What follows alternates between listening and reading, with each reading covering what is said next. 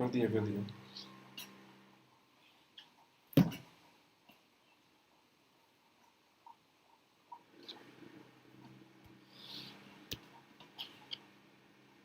दो ऑप्शंस है, सिर्फ प्रेप करो या ग्रेडअप के साथ सही प्रेप करो। ये है रोहन और डेटा शंकर सिन्हा, एनालिसिस करके स्टडी प्लान बनाने में चैंप, खूब रिसर्च करके टाइम टेबल बनाया, रोज 4 वीडियो देखूंगा, आखिरी 5 दिन मॉक टेस्ट और एग्जाम के एक रात पहले लास्ट ईयर के क्वेश्चन पेपर्स। इतनी एनालिसिस के बाद भी एग्जाम क्लियर होगा? पता नहीं क्या पढ़ना है, कब पढ़ना है, इस सब के एनालिसिस के लिए ग्रेडअप है ना।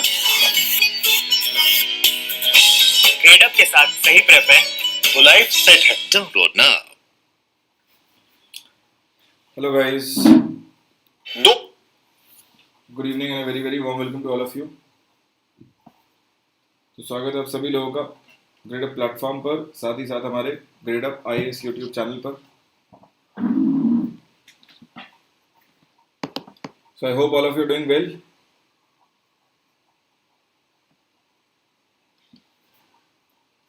Good evening Tanvi, good evening Pankaj, good evening Anuradha, good evening Sukhbir, good evening. चलिए, तो आज हम अपने सेशन में बड़ा ही इंटरेस्टिंग टर्म है जो डिस्कस कर रहे हैं, बहुत ही पॉपुलर भी है और कम बैक कर रहा है बेसिकली ये टर्म ना। 90s में बड़ा पॉपुलर हुआ, क्वेश्चन भी पूछा यूपीएससी ने इस पर, मॉन्ट्रियल प्रोटोकॉल पर। और आज जब हम इसे डिस्कस कर रहे हैं तो इसमें जो चेंजेस किए गए हैं, right, due to Kigali agreement, इसलिए कम बैक कर रहा है ये, राइट। किगाली अग्रीमेंट से जो इसमें हमने चेंजेस करे हैं और नए जो हमने टारगेट सेटअप करे हैं मॉन्ट्रियल प्रोटोकॉल के अंडर, उसके कारण ये न्यूज़ में है। एक तो ये एस्पेक्ट इसमें इंपॉर्टेंट रहेगा इस टर्म के तहत, और दूसरा जो इसमें इंपॉर्टेंट रहेगा that is going to be how India has performed under Montreal protocol. ठीक है, चलिए तो शुरुआत करते हैं। My name is Naman Jain and I have appeared for UPSC CSE interview twice in 2015 and 2016. I have also been an alumni of Hindu College, University of Delhi. I have mentored UPSC aspirants for more than 5 years, and I majorly deal with subjects like economy, current affairs, with special focus on mains answer writing part. Also, guys, if you are preparing for UPSC CSE exam 2021, there are just 114 days left. ठीक है, 114 दिन बचे हैं बेटा। So this is high time now, ठीक है। और अगर आपने लास्ट ईयर प्रिपेयर किया है, if you have worked hard, this is the time to count on it, to make it count, sorry. And how do you make it count? By practicing. Practice करिए, जो अपने doubts हैं, जो subjects जिन पर आप focus नहीं कर पाए हैं, उनको और ज़्यादा बेहतरीन तरीके से प्रिपेयर करिए, devote more time towards it, try and cut down on your social media consumption, ठीक है। और अगर आप बिगिनर हैं, so there are less than 500 days left, but yeah, considering from the viewpoint of the syllabus itself, this is still, seems very less, okay. Chaliye. Also, to aid in your preparation, we have currently scratch and save offer. आज ये last day है इसका, Super Savings March का. So you get up to 50% off on Gradeup Super. Today is the last day of this sale. So you can avail UPSC CSE 2022 live courses and mock tests also, UPSC 2021 crash course also. ठीक है. Also guys, if you are watching this on YouTube, please don't forget to like the session. Don't forget to comment. In case you want me to take up more topics or other topics, you can tell me, you can comment on the video below. I'll look at it and accordingly I will accommodate it in my coming classes. Also please share it with your friends and do subscribe to our channel Gradeup IAS. चलिए, coming straight ahead to the term, what is Montreal Protocol? So please remember, Montreal Protocol is itself an international agreement which made its entry into the global arena in 1987. Now this is one of the first international agreement which has achieved universal ratification. Universal ratification means this has been accepted worldwide by 196 nations, right? Prior to this, we only had Vienna Convention, which was accepted by 196 nations. So this itself, with respect to the environment, this itself is the very first international agreement, right? So it was designed to stop the production and import of ozone depleting substances and reduce their concentration in the atmosphere of the earth to help protect the ozone layer, which again protects us from the harmful rays of the sun. So majorly, if you ask that what are these major ozone depleting substances, they are chlorofluorocarbons, right? HFCs, CFCs. So major ozone depleting substances today include carbon tetrachloride, CCl4, chlorofluorocarbons, CFCs, methyl chloroform, and halons, which are brominated fluorocarbons, right? And majorly you will find them in substances like refrigeration. Wherever you have ACs or refrigerators, you will find them, right? So these are cooling substances. So you will find them in refrigeration. You may find them in your fire extinguishers. You may also find them in spray cans. Okay. So how did Montreal Protocol come about? So Montreal Protocol basically sits under the Vienna Convention itself for the protection of ozone layer. And Vienna Convention, please remember, it was adopted way back in 1985. So its objectives were to promote cooperation on the adverse effects of human activities on the ozone layer. So it is very much linked to the Vienna Convention, which was adopted way back in 1985. So it was drafted following the international discussion that took place regarding scientific discoveries that happened in 1970s and 1980s. Now these discoveries, they highlighted the adverse effect of human activity on the ozone layer, which is present in the stratosphere of the Earth's atmosphere.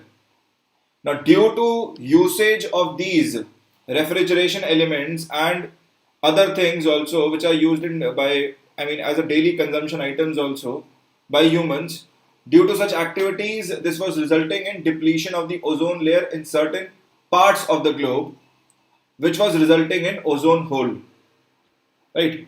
So ozone hole kya hai? Ozone hole is basically thinning of ozone layer at certain parts of the globe. Okay, for example, like Australia. So how does Montreal Protocol work? Montreal Protocol is widely considered as the most successful environmental protection till date, and it sets out a mandatory timetable. ये है इसकी खास बात, right? So it sets out a mandatory timetable for phasing out of ozone depleting substances. तो ऐसा नहीं कहता कि बिल्कुल खत्म ही कर देना है, धीरे धीरे phase out करने की बात करता है, right? So this timetable has been reviewed very regularly with phase out dates accelerated in accordance with scientific understanding and technological advances. And 6 amendments have been made to go further and strengthen the protocol by adding more chemicals to those covered by the protocol and setting binding targets for countries to phase out or phase down on the covered chemicals. Covered chemicals like HFCs, CFCs, right? So 6 amendments have been made till date to strengthen this protocol and to cover more and more of chemicals which may impact the ozone layer, and set targets for countries so that they can slowly phase out, slowly decrease the use of these banned substances, right? Slowly and gradually. Okay. Yeah, ozone depleting substances slowly and gradually. So this phasing out of ozone depleting substances is what makes Montreal Protocol special, right? Which sets out a mandatory timetable for its phasing out process. So Montreal Protocol sets binding obligations for both sets of nations, developed as well as developing countries, for all major ozone depleting substances, which includes your CFCs, which includes your halons, which includes your HCFCs, hydrochlorofluorocarbons, right? And in 2016, Montreal Protocol also became responsible for setting binding progressive phase down obligations for 18 main hydrofluorocarbons. So this is the recent development that has taken place. So Montreal Protocol became responsible for setting binding progressive phase down obligations for 18 main hydrofluorocarbons. Now, how does this all work, right? How does this work? So how do ozone depleting substances and greenhouse gases affect the atmosphere? See, greenhouse gases we know are responsible for maintaining the temperature of the earth. Now, if we have too much of greenhouse gases, right, too much of greenhouse gases like HFCs trapped, this will lead to more heating of the Earth's atmosphere and more heating of the Earth's surface as well, because this will prevent the escape of sun's rays, right? So greenhouse gases like HFCs, they trap extra emitted heat, thereby warming the planet. So इससे क्या होगा? The sun's rays, they will not be able to escape. Right? So they will block the sun's rays, thereby heating up the entire planet. Also, if you do not have ozone layer, if they damage the entire ozone layer, if this breaks out, right, even the harmful rays of the sun, which comprise of ultraviolet radiation, right, they will be able to enter the Earth's atmosphere and thereby also will be able to affect life on Earth. Now, ultraviolet radiations, they are basically dangerous for humans. Okay? They can cause cancer. Okay? So, ozone depleting substances may, we have different set of targets for developed countries and developing countries. For developed countries, we have stringent targets, so 35% reduction by 2004, 75% reduction by 2010, 90% reduction by 2015, and total phase out by 2020. Complete elimination of hydrochlorofluorocarbons by 2020. जबकि developing world के लिए आप देख सकते हैं थोड़ा relaxed है, right? क्योंकि अभी भी इनको नीड है चीपर सब्स्टिट्यूट्स की. They may not be able to transition towards greener technologies, right, as smooth as developed ones. They may not have the resources to go for that. So for developing countries, we have 10% reduction by 2015, 35% reduction by 2020, 67.5% reduction by 2025, and total phase out by 2030. Complete phase out by 2030. So developing countries in totality, you can say they get 10 years extra, right? But for them, targets have also started late from 2015 itself.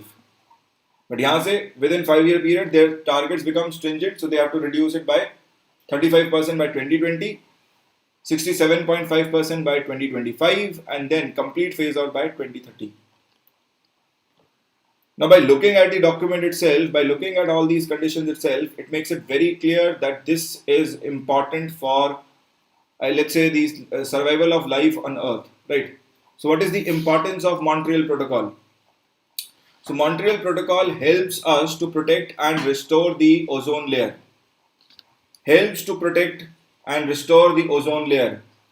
So, the phase out of ozone depleting substances, which are often also high global warming gases, has benefited the global climate by reducing the amount of greenhouse gases going into the atmosphere.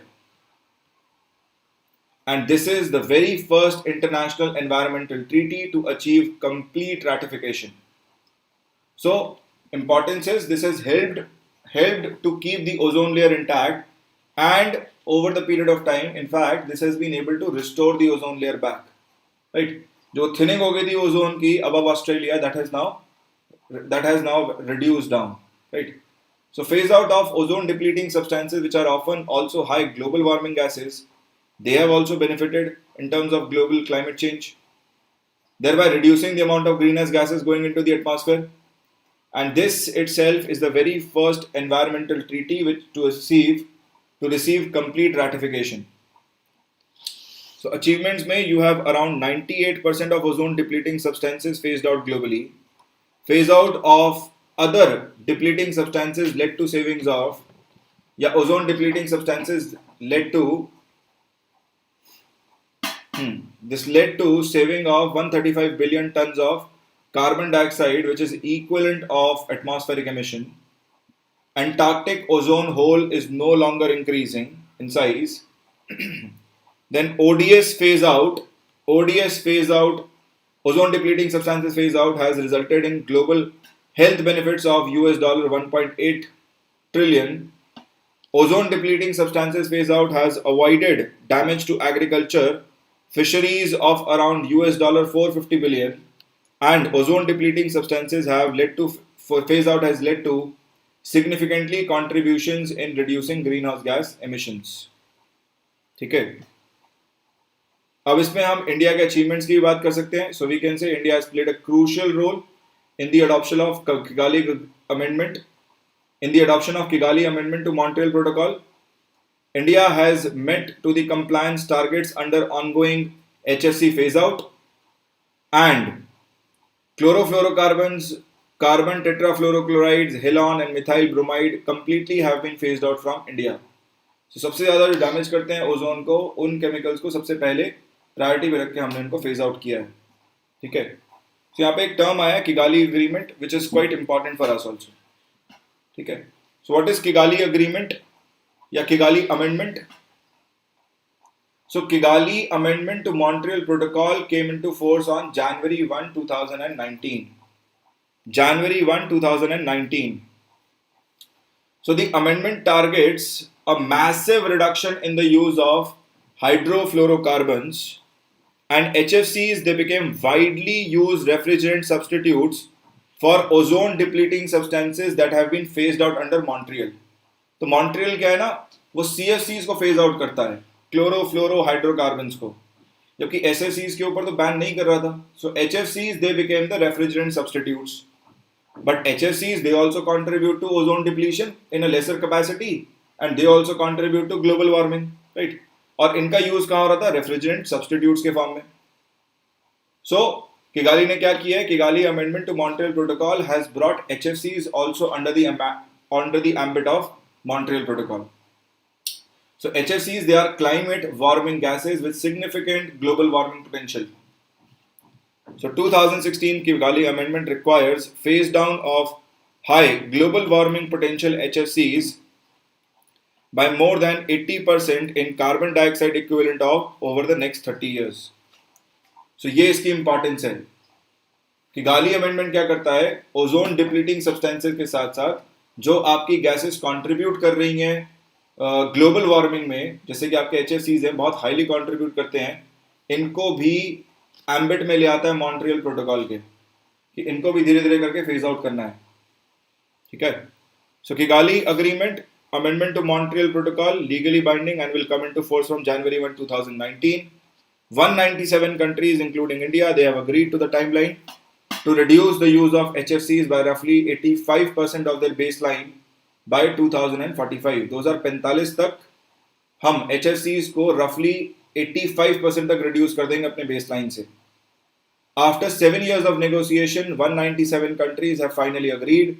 And the best part is that we will be able to avoid global warming by up to 0.5 degree centigrade. मतलब ये जो contribute करता, केवल HFCs जो contribute करते global warming में 0.5 degree centigrade, इसको completely evaluate कर, इसको हम कंप्लीटली अवॉइड कर देंगे.